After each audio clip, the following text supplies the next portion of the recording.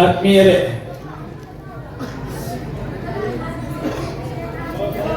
ಬಹಳ ದಿವಸದಿಂದ ಕಾಯ್ತಾ ಇದ್ರಿ. ಒಂದು ಸೂರನ್ನ ಕಟ್ಕೊಳ್ಬೇಕು, ವಾಸ ಮಾಡಬೇಕು ಅಂತೇಳಿ ಬಹುದಿವಸದ ಬೇಡಿಕೆ. ಇದಕ್ಕೆ ನಾಗೇಶು ಎಲ್ಲ ಕಡೆ, ಗಣೇಶ್ ಎಲ್ಲ ಕಡೆ ಮುತುವರ್ಜಿ ವಹಿಸಿ ಅದಕ್ಕೆ ಅಡಿಪಾಯ ಹಾಕಿದ್ದಾನೆ. ಅಡಿಪಾಯ ಹಾಕಿದ್ರೆ ಕಟ್ಟಡ ಕಟ್ಟಲಿಕ್ಕೆ ಜಮೀರ್ ಅಹಮದ್ ಬಂದಿದ್ದಾರೆ. ಇವತ್ತು ಕರ್ನಾಟಕದಲ್ಲಿ ಎಷ್ಟು ಮಂತ್ರಿಗಳಿದ್ದಾರೆ, ಒಬ್ಬ ಅಪರೂಪದ ಮಂತ್ರಿ ವಸತಿ ಸಚಿವ ಖಾತೆಯನ್ನ ತೆಗೆದುಕೊಂಡು ಮನೆಗಳು ಕಟ್ಕೊಳ್ಬೇಕು, ಅಲ್ಲಿ ಫೆಸಿಲಿಟೀಸ್ ನ ಒದಗಿಸಬೇಕು ಅಂತಕ್ಕಂಥ ಯೋಚನೆ ಮಾಡ್ತಕ್ಕಂಥ ಸಿದ್ದರಾಮಯ್ಯನವರ ಕ್ಯಾಬಿನೆಟ್ ಅಲ್ಲಿ ಯಾರಾದರೂ ಒಬ್ರು ಇದ್ರೆ ಅದು ಜಮೀರ್ ಅಹಮದ್ ಅಂತ ಹೇಳಲಿಕ್ಕೆ ಬಹಳ ಸಂತೋಷ ಆಗ್ತದೆ. ನುಡಿದಂತೆ ನಡೀತಕ್ಕಂಥ ಮಂತ್ರಿ. ಹುಬ್ಬಳ್ಳಿಯಲ್ಲಿ ಅನೇಕ ಬಾರಿ ಶಾಸಕರಾದಂತವರು ನಮ್ಮ ಪ್ರಸಾದ್ ಅಭಯ್ನವರು ಆತ್ಮೀಯರು, ಜೊತೆಗೆ ಸ್ಲಮ್ ಬೋರ್ಡ್ ನ ಅಧ್ಯಕ್ಷರು ಕೂಡ. ಸಿದ್ದರಾಮಯ್ಯನ ಮಾತ ಇಡೀ ಕರ್ನಾಟಕದಲ್ಲಿ ಯಾರ ಮಾತು ಕೇಳ್ತಾರೆ ಅಂತಂದ್ರೆ ಅದು ಜಮೀರ್ ಅಹಮದ್ ಮಾತು ಮಾತ್ರ. ಅದೇನ್ ಮೋಡಿ ಮಾಡಿದಾರೋ ದೇವರಿಗೆ ಗೊತ್ತು. ನಮ್ಮ ಗಣೇಶ್ ಏನಾದ್ರು ಗೊತ್ತಿದ್ರೆ ತಾವು ಹೇಳ್ಬೇಕು. ಗಣೇಶ್ ಯಾಕೆ ಹೇಳ್ತೀನಿ ಅಂತಂದ್ರೆ, ಒಂದು ಸಭೆನ ಮೀಟಿಂಗ್ ಮಾಡ್ದು, ರೇಟು ಜಾಸ್ತಿ ಅಂತ ಬಂತು. 1 ಲಕ್ಷ ಕಮ್ಮಿ ಮಾಡಿದ್ರೆ 120 ಕೋಟಿ ನಮ್ಮ ಬಡ್ಜೆಟ್ ಅಲ್ಲಿ ಕಮ್ಮಿ ಆಗ್ತದೆ ಅಂತ ಹೇಳಿ ಅದಕ್ಕಾಲೆ ಮಸಾಲ ಗಿಸಾಲ ಎಲ್ಲ ಹರ್ಕೊಂಡು ಎಲ್ಲ ಕರೆಕ್ಟ್ ಆಗಿ ಬಂದು ಕುಂತಿದ್ರು. ಸಿದ್ದರಾಮಯ್ಯರ ಯೋಗಕ್ಷೇಮ ಕೇಳಿದ್ರು, ಸಿದ್ದರಾಮಯ್ಯರಿಗೆ ಟೀ ಹೇಳಿದ್ರು, ಮತ್ತೊಂದು ಹೇಳಿದ್ರು. ಸಾರ್, ಬಡವ್ರ ಬಗ್ಗೆ ಏನಾದ್ರೂ ಕಾಳಜಿ ಇದ್ರೆ ಈ ಸಿದ್ದರಾಮಯ್ಯನವರು ನೀವೇ ನಿಮ್ ಕಾಲದಲ್ಲಿ ಸಾರ್ ಅಂತ ಹೇಳಿ ಅವರು ಸೀಟಲ್ಲಿ ಕುಂತಿದ್ದು ಒಂದ್ ಹೆಜ್ಜೆ ಮುಂದಕ್ಕೆ ಹೋದ್ರು. ಆಗ ಬೇಡಿಕೆ ಇಟ್ರು, ಮರು ಮಾತಾಡಲಿಲ್ಲ. 1 ಲಕ್ಷವನ್ನ ಕಮ್ಮಿ ಮಾಡಿದಂತವರು ಜಮೀರ್ ಅವರು. ಮುಖ್ಯಮಂತ್ರಿಗಳಿಗೆ ಕನ್ವಿನ್ಸ್ ಮಾಡ್ತಕ್ಕಂಥ ಕೆಪಾಸಿಟಿ ಬೇರೆ ಬೇರೆ ರೀತಿಯಲ್ಲ. ತಾವೇನು ಮನೆಗಳು ಕಟ್ಕೊಂಡಿರ್ತೀರಿ ಅದಕ್ಕೆ 1 ಲಕ್ಷ ರೂಪಾಯಿ ಕಮ್ಮಿ ಮಾಡಿದ್ರೆ ಅವರಿಗೆ 1 ಕೋಟಿ ಅನುದಾನ ಕೊಟ್ಟಂಗಾಗ್ತದೆ. ಆ ದೃಷ್ಟಿ ಇಟ್ಕೊಂಡು ಇವತ್ತು ಬಡವರ ಬಗ್ಗೆ ಕಾಳಜಿಯನ್ನ ವಿಶೇಷವಾಗಿ ಮಾಡಬೇಕು ಅಂತಕ್ಕಂಥ ಒಂದು ಹೃದಯ ಶ್ರೀಮಂತ ಇರ್ತಕ್ಕಂಥ ಒಬ್ಬರು ನಮ್ಮ ಜಮೀರ್ ಅಂತ ಬಹಳ ಸಂತೋಷದಿಂದ ಹೇಳಲಿಕ್ಕೆ ಬಯಸ್ತೇನೆ. ಎಲ್ಲ ಮಂತ್ರಿಗಳನ್ನ ನೋಡಿದ್ದೇನೆ, ಎಲ್ಲ ಚೀಫ್ ಮಿನಿಸ್ಟರ್ಗಳನ್ನ ನಾನು ಕೂಡ ಗಮನಿಸಿದ್ದೇನೆ. JDS ಮಂತ್ರಿಗಳು ನೋಡಿದ್ದೇನೆ, ಬಿಜೆಪಿ ಮಂತ್ರಿಗಳು ನೋಡಿದ್ದೇನೆ, ಕಾಂಗ್ರೆಸ್ ಮಂತ್ರಿಗಳು ನೋಡಿದ್ದೇನೆ.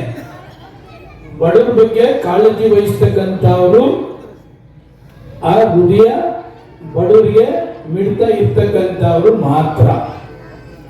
ನಮ್ಮ ಸಿದ್ದರಾಮಯ್ಯನವರಿಗೆ ಏನಾಗಿದೆ, ಬಡವರಿಗೆ ತೊಂದರೆ ಆಗ್ತಿದೆ, ನೀವು ಈ ತರ ಅನುಕೂಲ ಮಾಡಿದ್ರೆ ಅಂತೇಳಿ ಅವ್ರಿಗೆ ಮನಸ್ಸಿಗೆ ನಾಟು ಟೈಪ್ ಹೇಳಿದ್ರೆ ಅದು 100% ಅವರು ಎಷ್ಟೇ ಅನುದಾನ ಆಗಲಿ ಅದಕ್ಕೆ ಕೊಡ್ತಕ್ಕಂಥ ಕೆಲಸವನ್ನ ಕೂಡ ನಮ್ಮ ಮುಖ್ಯಮಂತ್ರಿಗಳು ಮಾಡ್ತಾರೆ.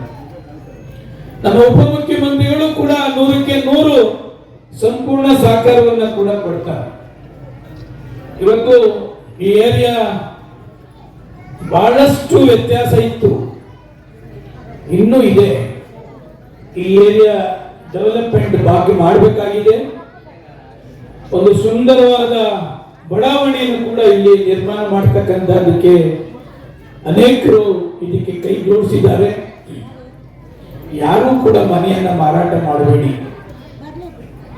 ಯಾರು ಕಷ್ಟಪಟ್ಟು ಇವತ್ತು ಈ ನಿಮ್ಮ ಹಕ್ಕು ಪತ್ರ ಕೊಡಬೇಕಾದ್ರೆ ಅದ ಹಿಂದೆ ಬೇಕಾದಷ್ಟು ಜನ ಬೆವರು ಇರ್ತದೆ. ನೀವೆಲ್ಲ ಮನೆ ಕಟ್ಟಿ ವಾಸ ಆದ್ಮೇಲೆ 3 ಲಕ್ಷ 3.5 ಲಕ್ಷ ರೂಪಾಯಿಗೆ ನೀವು ಮಾರ್ಬಿಟ್ರೆ ಯಾವ ಗಣೇಶ ಇದಕ್ಕೋಸ್ಕರ ಬೆವರು ಸುರಿಸಿರ್ತಾರೋ, ಯಾರು ಜಮೀರ್ ಅಹಮದ್ ಅವರು ಜಮೀರ್ ಅವರು ನಿಮಗೆ ಮನೆ ಕೊಡಬೇಕು ಅಂತ ಹೋರಾಟ ಮಾಡಿರ್ತಾರೋ, ಯಾರು ಅಭಯ ಪ್ರಸಾದ್ ಸ್ಲಮ್ ಬೋರ್ಡ್ ಚೇರ್ಮನ್ ಇಂದ ಮನೆಗಳ ಕಟ್ಕೊಟ್ಟು ಅವ್ರಿಗೆ ಒಂದು ವಾಸ ಮಾಡಬೇಕು ಅಂತಕ್ಕಂಥ ಆಲೋಚನೆಯನ್ನು ಇಟ್ಕೊಂಡಿರ್ತಾರೋ, ಯಾರು ನಮ್ಮ ಅಶೋಕ್ ಸ್ಲಮ್ ಬೋರ್ಡ್ ಕಮಿಷನರ್ ಅವರು ಇಂಥ ಒಂದು ಮನೆಯನ್ನ ಜಲ್ದಿ ಮಾಡಿ ಅವರಿಗೆ ಪೊಸಿಷನ್ ಕೊಡಬೇಕು ಅಂತಕ್ಕಂಥದ್ದು ಚಿಂತನೆಯನ್ನು ಮಾಡಿರ್ತಾರೋ, ಅವೆಲ್ಲರಿಗೂ ಕೂಡ ಮನಸ್ಸಿಗೆ ಬೇಜಾರಾಗ್ತದೆ.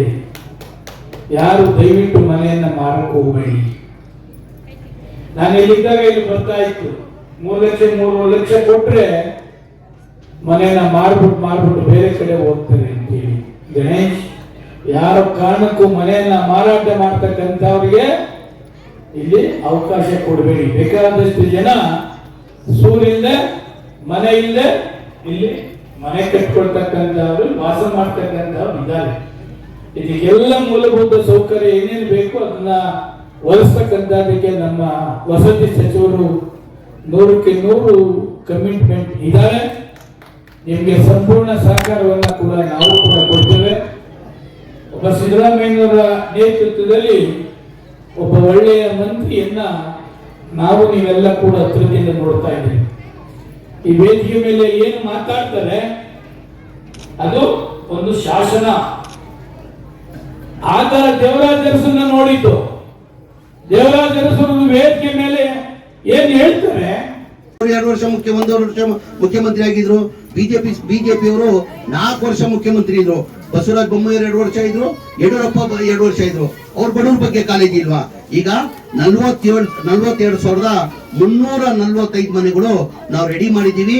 ಹೋದ ತಿಂಗಳಲ್ಲೇ 25ನೇ ತಾರೀಕು ಕೊಡ್ಬೇಕಾಗಿತ್ತು ಮನೆಗಳು. ಹುಬ್ಳಿದಲ್ಲಿ ಕಾರ್ಯಕ್ರಮ ಮಾಡಿ ನಮ್ಮ ಸಾಧನಾ ಸಮಾವೇಶ ಕಾರ್ಯಕ್ರಮದಲ್ಲಿ ಹೊಸಪೇಟೆ ಮಾಡಿದ ಕಣ್ಣಲ್ಲಿ ನಾವು ರದ್ದು ಮಾಡಿ ಈ ತಿಂಗಳಲ್ಲಿ ಮಾಡ್ಬೇಕು, ಇಲ್ಲ ಬರೋ ತಿಂಗಳಲ್ಲಿ ಫಸ್ಟ್ ವೀಕ್ ಅಲ್ಲಿ ಮಾಡ್ಬೇಕಂತ 42,345 ಮನೆ ಕೊಡ್ಬೇಕಂತ ತೀರ್ಮಾನ ಮಾಡಿದೀವಿ. ಏನಕ್ಕೆ ಬಿಜೆಪಿ ಅವ್ರು ಕೊಟ್ಟಿಲ್ಲ? ಮನೆ ಮುಖ್ಯಮಂತ್ರಿಗಳು ಉಪಮುಖ್ಯಮಂತ್ರಿಗಳು ಸೂಚನೆ ಕೊಟ್ಟಿದ್ದಾರೆ. 9,500 ಕೋಟಿನೂ ನಾವು ಕೊಡ್ತೀವಿ. ಇದು ಟೋಟಲ್ ಒಟ್ಟಾಗಿ 2,30,000 ಮನೆ 1 ವರ್ಷದಲ್ಲಿ 26 ಮಾರ್ಚ್ ಅಲ್ಲಿ ಎಲ್ಲಾ ಮನೆ ಕಂಪ್ಲೀಟ್ ಮಾಡ್ಬೇಕಂತ ಸೂಚನೆ ಕೊಟ್ಟಾರೆ.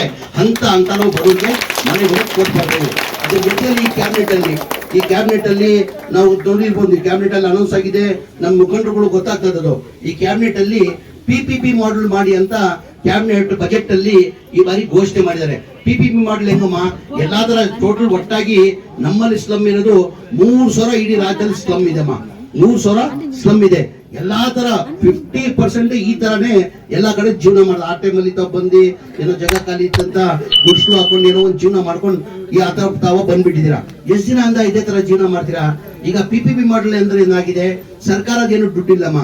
ಅದಕ್ಕಂತಾನೆ ಒಂದು ಬಿಲ್ಡರ್ ಬರ್ತಾರೆ, ಅವ್ರೇನ್ ಮಾಡ್ತಾರೆ, ಬಂದು ಜೈಂಟ್ ವೆಂಚರ್ ಅಲ್ಲಿ ತಗೊಂಡು ಈಗ ತಾವೇನಿದ್ದೀರಾ 109 ಮನೆಗಳಿದೆ. 109 ಮನೆಗಳು ಯಾವ ಬರ್ತಾರೆ ತೋರ್ಸಬಹುದು, ವಾಟ್ಸಪ್ ತೋರ್ಸಬಹುದು. ಒಂದು ಮನೆ ಎಷ್ಟು ಜನ 109 ಜನ ಇದ್ರಲ್ಲ ಅವ್ರಿಗೂ ಮನೆಗಳು ಕಟ್ಕೊಳ್ತೀವಿ. ಟೆಂಪ್ರವರಿ ಏನ್ ಮಾಡ್ತೀವಿ, ನೀವು ಒಪ್ಪಿಗೆ ಕೊಟ್ರೆ ನಾವೇ ಶಿಫ್ಟ್ ಮಾಡ್ತೀವಿ. ಅದಕ್ಕಿಂತ ಮುಂಚೆ ನಾವು ಬರ್ತೀವಿ, ಬಿಲ್ಡರ್ ಕರ್ಕೊಂಡು ಬರ್ತೀನಿ, ನಾನು ಬರ್ತೀನಿ, ಚೇರ್ಮನ್ ಬರ್ತಾರೆ, ಕುಸ್ಮಕ್ಕಾನು ಬರ್ತಾರೆ, ಹನುಮಂತಗೌಡರು ಬರ್ತಾರೆ, ಅಣ್ಣನು ಬರ್ತಾನೆ. ಎಲ್ಲ ಕೂತ್ಕೊಂಡು ನಿಂಗೆ ಡಿಸ್ಪ್ಲೇ ಮಾಡ್ತೀವಿ ನಾವು ಯಾವ ತರ ಮನೆಗಳು ಬರ್ತದೆ, ಹೆಂಗಾಗ್ತದೆ, ಯಾವ ಕೊಡ್ತೀವಿ, ಏನ್ ಆಗ್ತೀವಿ ಅಂತ. ಟೆಂಪ್ರವರಿ ತಾವು ಒಪ್ಪಿಗೆ ಕೊಟ್ರೆ ತಮ್ಮ ಶಿಫ್ಟ್ ಮಾಡ್ಬಿಟ್ಟು ಆ ಮನೆಗಳು ಕಟ್ತೀವಿ. ತೋರ್ಸೋದು ಮನೆಗಳು ಈ ತರ ಮನೆಗಳು ನೋಡಿದಿರಾ? ನೋಡಿ, ಈ ತರ ಜೀವನ ಬೇಕಾ? ಈ ತರ ಜೀವನ ಬೇಕು ನಿಮ್ಗೆ? ಈ ತರ ಜೀವನ ಬೇಕಾ? ಅಮ್ಮ ನೋಡಮ್ಮ, ನಿಮ್ಗೆ ಈ ತರ ಜೀವನ ಬೇಕಾ? ಆ ತರ ಜೀವನ ಬೇಕಾ? ಈ ತರ ಜೀವನ ಬೇಕಾನೆ. ನಾವ್ ಹೇಳ್ದಂಗೆ ನಾವು ಬರ್ತೀವಿ. ಬಿಲ್ಡರ್ ನನಗೆ ಎಸ್ ಅಂತ ಒಪ್ಪಿಗೆ ಕೊಟ್ರೆ ನಾವು ಬಿಲ್ಡರ್ ಜೊತೆ ಮೀಟಿಂಗ್ ಮಾಡಿ ಇನ್ನೊಂದ್ಸತಿ ನಿಮ್ತಾವ್ ಬಂದು ನಿಮ್ ಒಪ್ಪಿಗೆ ತಗೊಂಡು ಆ ಕೆಲ್ಸನ ಮುಂದುವರ್ಸ್ತೀವಮ್ಮ. ನೀವ್ ಯಾವ ನಿಮ್ಗೆ ಒಪ್ಪಿಗೆ ಇದೆಯಾ ಇದು ಮಾಡಕ್ಕೆ? ಒಪ್ಪಿಗೆ ಇದೆಯಮ್ಮ? ಎಲ್ಲರೂ ಜೋರಾಗಿ ಆ ಮಧ್ಯದಲ್ಲಿ ನಾವೇನ್ ಮಾಡ್ತೀವಿ, ಟೆಂಪ್ರವರಿ ಶಿಫ್ಟ್ ಮಾಡ್ತೀವಮ್ಮ. ತಮ್ಗೆಲ್ಲ ಶಿಫ್ಟ್ ಮಾಡ್ತೀವಿ, ಹಂಗೆ ನಿಮ್ಗೆ ಇದು ಮಾಡಲ್ಲ.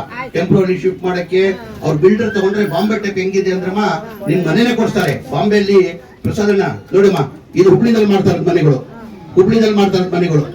ಎಲ್ಲ ಈ ತರ ಮನೆ ಮಾಡ್ಬೇಕಂದ್ರೆ ಹನ್ನೊಂದು ಈಗ ಏನ್ ಮಾಡ್ತೀವಿ, ಬಿಲ್ಡರ್ ಅವ್ರ ಜೊತೆ ಫಸ್ಟ್ ಟೈಮ್ ಮಾಡ್ತಾರೆ ನಾವು.